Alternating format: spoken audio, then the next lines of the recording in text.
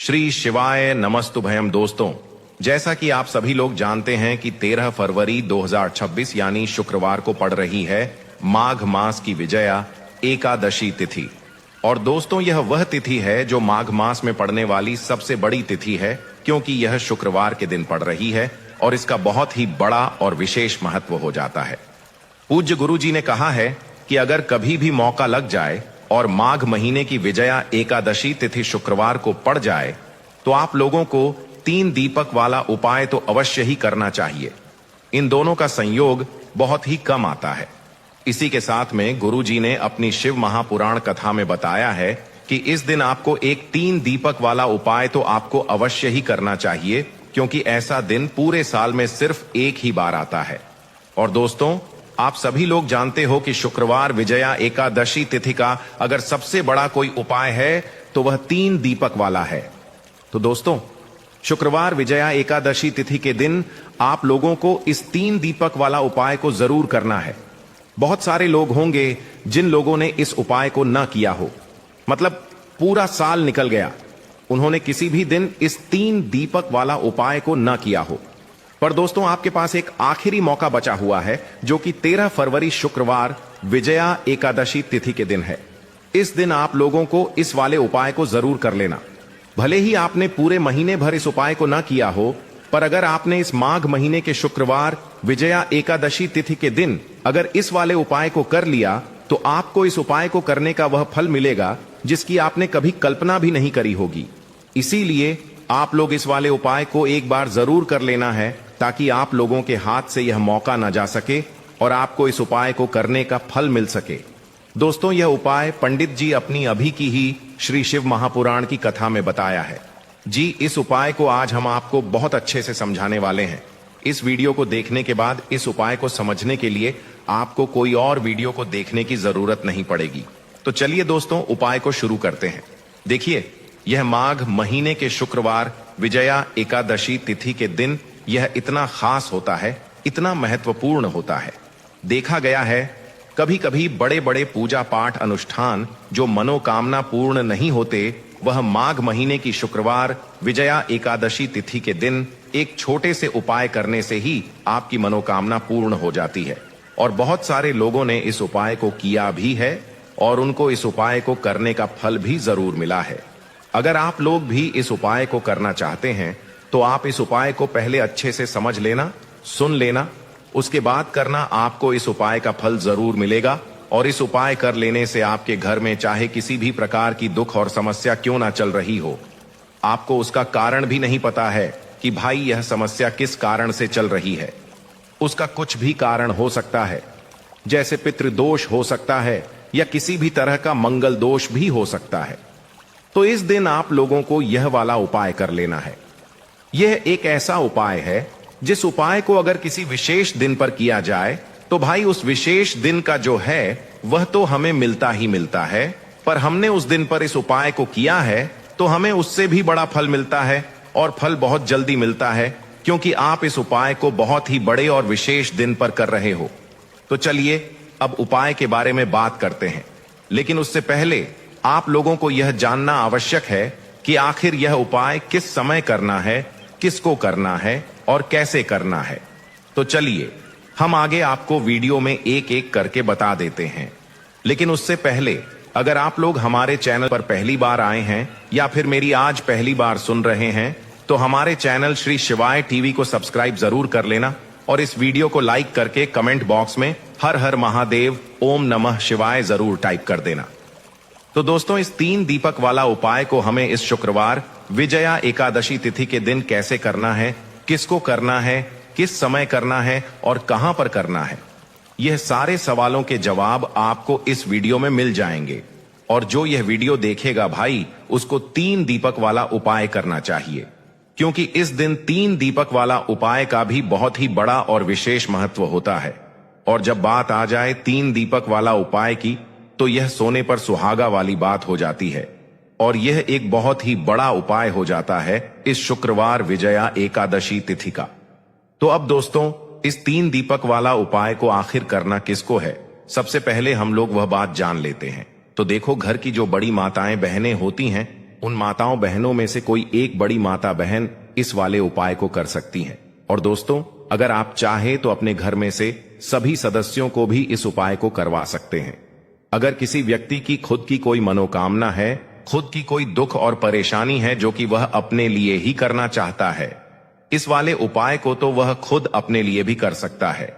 बाकी अगर कोई घर में से ऐसा है जो कि अपने पूरे घर परिवार की सुख और शांति के लिए यह वाला उपाय करना चाहता है भाई, वो भी कर सकता है। उसमें भी कोई दिक्कत वाली बात नहीं है। कहने का मतलब यह है कि इस उपाय को हर एक सदस्य भी कर सकता है और पूरे घर परिवार के सदस्य के लिए घर की बड़ी माताओं बहनों में से कोई एक माता बहन भी कर सकती है।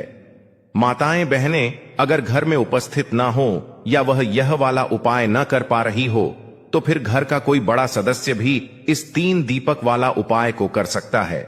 चाहे फिर वह पुरुष ही क्यों ना हो, उसमें भी दिक्कत वाली बात नहीं है। उसके बाद में दोस्तों, जो अगला प्रश्न निकल कर आता है वो यह आता है, इस उपाय को लेकर के आखिर इस उपाय को हमें किस समय करना है? सुबह के समय करना है कि शाम के समय करना है? तो देखो, इस वाले उपाय को आप लोग सुबह के समय भी कर सकते हो और शाम के समय प्रदोष काल में भी कर सकते हो। अब अगर आप पूछो कि भाई साहब सबसे उत्तम समय कौन सा रहेगा इस 3 दीपक वाला उपाय को करने का, तो हम आपसे बस यही कहे कि इस उपाय को आप सुबह के समय करेंगे तो ज्यादा बेहतर होगा। बाकी अगर प्रदोष काल शाम के समय भी करेंगे तो भी अच्छा होगा, उसमें कोई भी दिक्कत वाली बात नहीं है। तो अब दोस्तों, जो अगली सबसे बड़ी और महत्वपूर्ण बात आती है वह यह आती है कि सुबह अगर हम उपाय को करेंगे तो हमें कितने बजे से लेकर कितने बजे तक के बीच में करना है, और शाम के समय प्रदोष काल में करेंगे तो हमें कितने बजे से लेकर कितने बजे के बीच में करना है।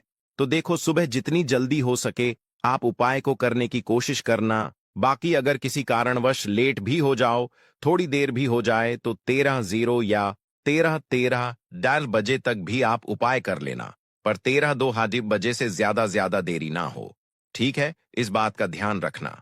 उसके बाद में दोस्तों, अगर शाम के समय प्रदोष काल की बात करें, प्रदोष काल का जो समय है होता है वो शाम के 6 बजे से शुरू हो जाता है। मतलब शाम के 6 बजे से लेकर 13 बजे के बीच का जो समय होता है, समय प्रदोष काल का समय होता है।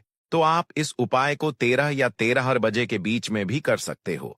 मतलब शाम के 6 बजे से रात 13 बजे के बीच में आप कभी भी इस वाले उपाय को कर सकते हो, उसमें कोई भी दिक्कत वाली बात नहीं है।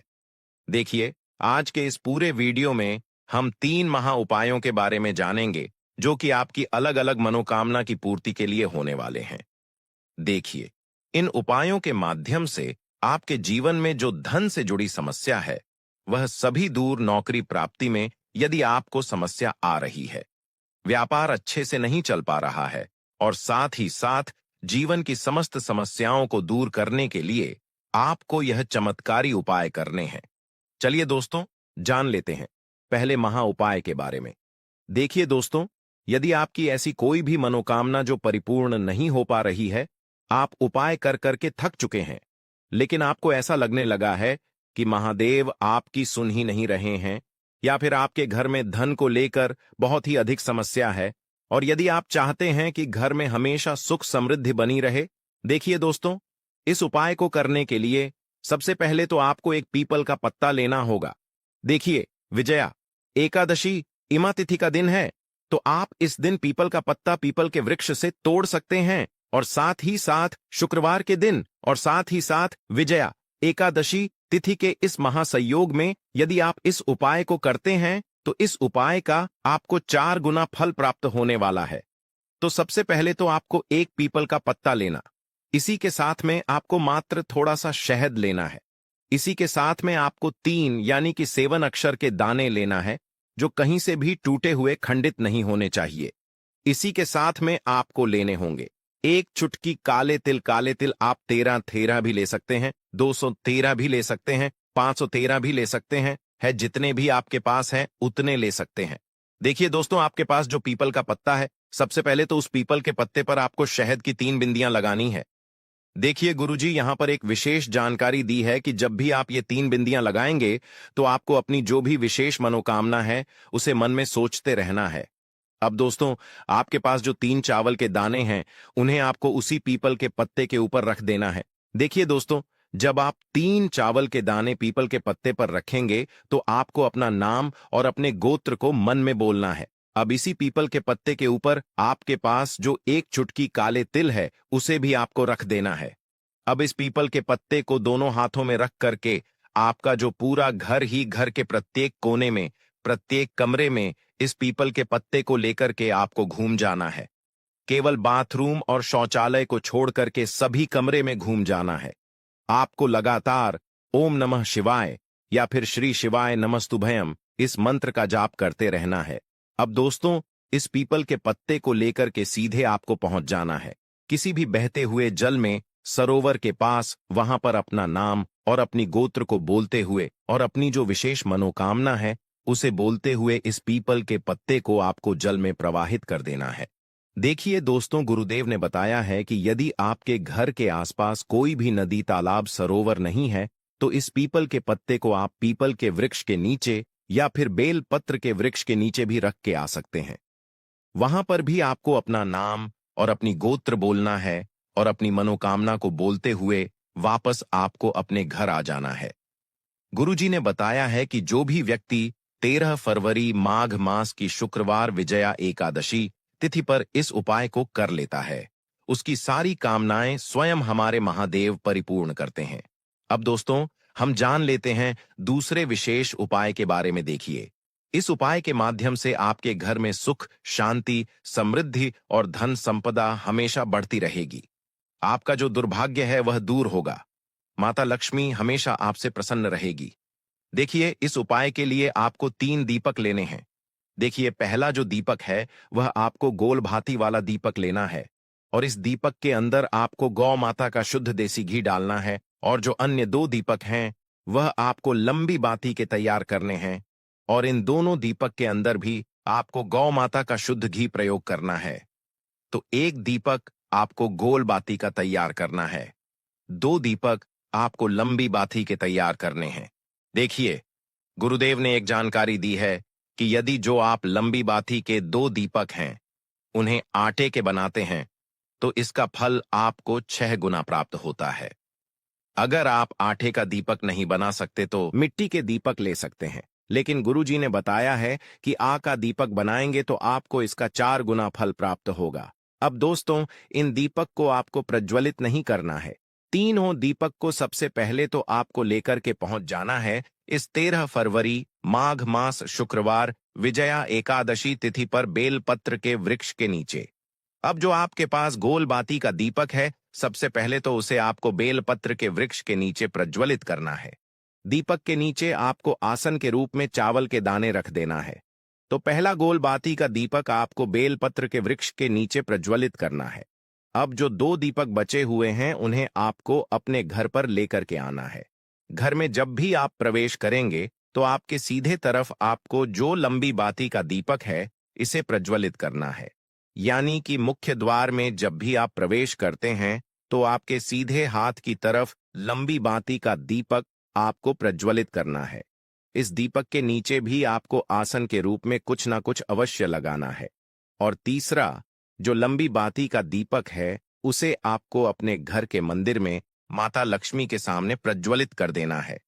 ध्यान रखना, दीपक की जो बत्ती है उसका मुख आपको उत्तर दिशा की रखना है। गुरुदेव ने बताया है कि जब भी आप तीनों दीपक को प्रज्वलित करेंगे तो उनमें आपको एक एक कमल गट्टा भी डालना है। देखिए, इस उपाय का महत्व क्या है। जब भी आप बेलपत्र के वृक्ष के नीचे एक दीपक प्रज्वलित करेंगे तो वहां पर माता लक्ष्मी का निवास होता है। और दूसरा दीपक जो आप अपने घर के मुख्य द्वार पर लगाएंगे तो माता लक्ष्मी आपके मुख्य द्वार तक आएंगी। और जब भी आप तीसरा दीपक प्रज्वलित करते हैं तो माता लक्ष्मी आपके घर के मंदिर में निवास करती है। तो इस प्रकार से आपको यह विशेष उपाय भी करना है। हम जान लेते हैं तीसरे महा उपाय के बारे में। देखिए, इस उपाय के माध्यम से भी आपकी मनोकामना पूर्ति होने वाली है। देखिए, इस उपाय के अंतर्गत यदि आप अपना घर खरीदना चाहते हैं या फिर यदि आप अपने जीवन में मनचाहे वर्ग की प्राप्ति करना चाहते हैं या फिर यदि आप मनचाहे नौकरी की प्राप्ति करना चाहते हैं तो ऐसी मनोकामनाएं को परिपूर्ण करने के लिए आपको यह उपाय करना चाहिए। देखिए, इस उपाय का फल आप 4 गुना प्राप्त होने वाला है, क्योंकि कल विजया एकादशी तिथि है। देखिए, इस उपाय के लिए मात्र आपको एक लोटा शुद्ध जल लेना है, तांबे के पात्र के अंदर अपने घर से। अब दोस्तों, इसी के साथ में आपको मात्र एक चुटकी हल्दी लेनी है। इसी के साथ में आपको लेना होगा एक चावल यानी कि अक्षत का दाना। चावल का दाना कहीं से भी खंडित नहीं होना चाहिए। और इसी के साथ में आपको लेना होगा एक लाल फूल। देखिए, फूल आप किसी भी प्रकार का ले सकते हैं, केवल आपको फूल जो है वह लाल ही लेना है। अब दोस्तों, सबसे पहले तो आपके पास जो एक चुटकी हल्दी है, एक चावल का दाना है और एक जो आपने लाल फूल लिया है, उन तीनों को उस पात्र के अंदर डाल देना है। अब दोस्तों, इस कलश को आपको दोनों हाथों से पकड़ना है और इस कलश को सीधे लेकर के आपको पहुंच जाना है। पीपल के वृक्ष के नीचे ध्यान रखें। दोस्तों, कल शुक्रवार का दिन है, साथ ही साथ विजया एकादशी तिथि की पवित्र तिथि है। तो इस उपाय को आप शुक्रवार के दिन कर सकते हैं। और इसी के साथ में आपको एक गोलबाती का दीपक भी लेना होगा। देखिए दोस्तों, सबसे पहले तो आपके पास जो एक लौटा शुद्ध जल है, इसे आपको पीपल के वृक्ष की जड़ में धीरे धीरे समर्पित कर देना है, हरि हर महादेव का मन में स्मरण करते हुए। और इसके बाद आपके पास जो एक गोल बाती का दीपक है, इसे भी आपको पीपल के वृक्ष के नीचे प्रज्वलित आ जाना है। गुरुजी ने बताया है कि जो भी व्यक्ति इस उपाय को इस प्रकार से कर लेता है, उसके जीवन में सारी मनोकामनाएं इस माघ मास के अंदर परिपूर्ण होती है। तो दोस्तों, ये थे पूज्य गुरुजी द्वारा बताए गए कुछ बहुत ही खास उपाय। अगर आपको जानकारी अच्छी लगी हो तो वीडियो लाइक करिएगा। भक्तों, जो महिलाएं शाम के वक्त तुलसी के नीचे दीपक जलाती हैं, वह मेरी बात कान खोलकर सुन लें। नहीं तो यह एक छोटी सी गलती आपका पूरा घर बर्बाद कर देगी। आपके घर में अकाल मृत्यु, गरीबी, कंगाली, बीमारी और नकारात्मक शक्तियां प्रवेश करने लग जाएगी। भक्तों, आज जो रहस्य मैं आपको बताने जा रहा हूं, वो साधारण नहीं है। ये बात हर उस महिला को जाननी चाहिए जो रोज शाम को तुलसी के सामने दीपक जलाती है, क्योंकि यह केवल एक पूजा नहीं, बल्कि एक गहरा आध्यात्मिक नियम है जो गरुड़ पुराण में बहुत ही सुंदर तरीके से समझाया गया है। देखिए, गरुड़ पुराण कोई आम ग्रंथ नहीं है। इसमें जीवन की छोटी से छोटी बातों को इतनी बारीकी से बताया गया है कि अगर हम उसे सही से समझ लें तो जीवन में कोई भ्रम ही न रहे। और जहां बात तुलसी माता की हो, तो समझ लीजिए कि यह कोई आम पौधा नहीं, बल्कि देवी का ही एक रूप है, जिनकी पूजा हर सनातनी घर में होती है। आपने देखा होगा, हमारे घरों में सुबह शाम महिलाएं तुलसी माता के आगे दीपक जलाती हैं। यह परंपरा सिर्फ एक रस्म नहीं है, इसके पीछे कई गहरे रहस्य छिपे हुए हैं। गरुड़ पुराण और दूसरे वैदिक ग्रंथों में भी तुलसी के पूजन का बहुत बड़ा महत्व बताया गया है। खासकर शाम के समय दीपक जलाना तो मानो सीधा पुण्य का दरवाजा खोल देता है। लेकिन भक्तों, बहुत कम लोगों को यह पता है कि इस दौरान कुछ खास सावधानियां बरतनी जरूरी होती हैं। जी हां, महिलाएं जब शाम को तुलसी के सामने दीपक जलाएं, तो उन्हें किन बातों का ध्यान रखना चाहिए, यह जानकारी बेहद जरूरी है, क्योंकि इन छोटी छोटी बातों से ही हमारे जीवन में बड़ा फर्क आता है। भक्तों, आगे बढ़ने से पहले अगर आप भी चाहते हैं कि माता लक्ष्मी का आशीर्वाद आपके ऊपर सदैव बना रहे, तो इस वीडियो को एक लाइक करके आपके अपने चैनल को सब्सक्राइब कर लें और कमेंट बॉक्स में जय लक्ष्मी माता लिखकर अपनी हाजिरी अवश्य से लगाए। भक्तों देखिए, तुलसी में दीपक जलाने की बात तो हर कोई करता है। सब कह देंगे कि सुबह शाम तुलसी के आगे दीपक जलाओ, बड़ा पुण्य मिलेगा, सुख शांति आएगी। लेकिन क्या किसी ने आपको यह बताया कि अगर इस पूजा के दौरान कुछ छोटी छोटी गलतियां हो जाएं, तो वही दीपक आपके जीवन का अंधेरा बन सकता है। भक्तों, कई बार हम जाने अनजाने में ऐसे कर्म कर बैठते हैं जो सीधा सीधा महापाप की श्रेणी में आते हैं, और फिर घर से बरकत चली जाती है, धन दौलत, सुख शांति सब जैसे रुठ जाते हैं। क्योंकि घर की तुलसी कोई साधारण पौधा नहीं है, उसमें मां लक्ष्मी और मां अन्नपूर्णा का वास होता है। वहीं से आपके घर की खुशियां पलती हैं। भक्तों, हर घर की तुलसी कुछ न कुछ कहती है। वो सिर्फ एक पौधा नहीं, घर की आत्मा होती है। आपने देखा होगा, कोई तुलसी को आंगन में रखता है, कोई बालकनी में, तो कोई छत पर।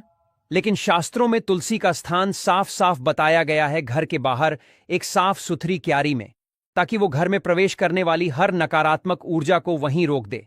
उसे अपने भीतर समा ले। और जब आप तुलसी के सामने दीपक जलाएं तो दिशा का ध्यान जरूर रखें।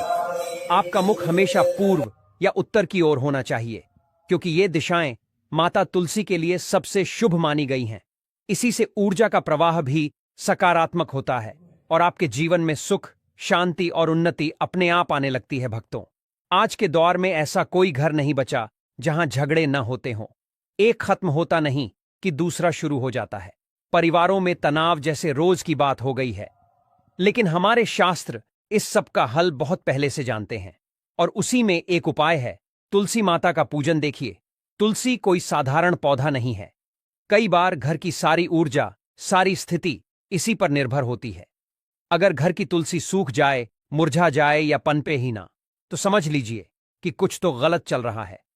माना जाता है कि ऐसा तब होता है जब घर में नकारात्मक शक्तियों का वास हो या पितृदोष हो, क्योंकि जहां पितृदोष होता है वहां तुलसी पनप नहीं पाती, और जब तुलसी कमजोर हो जाती है, सूख जाती है, तो मां लक्ष्मी भी उस घर में प्रवेश नहीं करती। इसलिए यह बहुत जरूरी है कि तुलसी का पौधा हमेशा हरा भरा और स्वच्छ रखा जाए। टूटी फूटी सूखी तुलसी के सामने दीपक जलाना तो बिल्कुल भी नहीं चाहिए। चाहे महिला हो या पुरुष, दीपक हमेशा उसी तुलसी में जलाएं जो पूर्णतः स्वस्थ हो, हरी हो, उसमें पत्तियां हों और टहनियां जीवंत हों, क्योंकि भक्तों, खंडित तुलसी में जलाया गया दीपक घर की एकता को भी खंडित कर देता है। परिवारों में बिखराव आ जाता है और सुख शांति धीरे धीरे दूर चली जाती है। इसीलिए तुलसी के पास साफ सफाई का विशेष ध्यान रखें, क्योंकि यह स्थान शुद्धता का प्रतीक होता है। शास्त्रों में कहा गया है, गोमूत्र के बाद अगर इस धरती पर कोई चीज सबसे पवित्र मानी गई है तो वो है तुलसी। भगवान श्री कृष्ण भी इसे अपने गले में धारण करते हैं। और जब आप सूर्यास्त के समय यानी दिन और रात के संधि काल में तुलसी माता को दीपक अर्पित करते हैं, तो समझिए कि आप अपने घर के अंधेरे को नहीं, अपने जीवन की सारी परेशानियों को प्रकाश में बदल रहे होते हैं। क्योंकि कहते हैं कि जो इंसान रात के समय अपने घर की तुलसी में दीपक जलाता है, उस इंसान के जीवन में फिर अंधेरा ही रहता है और अंधकार ही रहता है।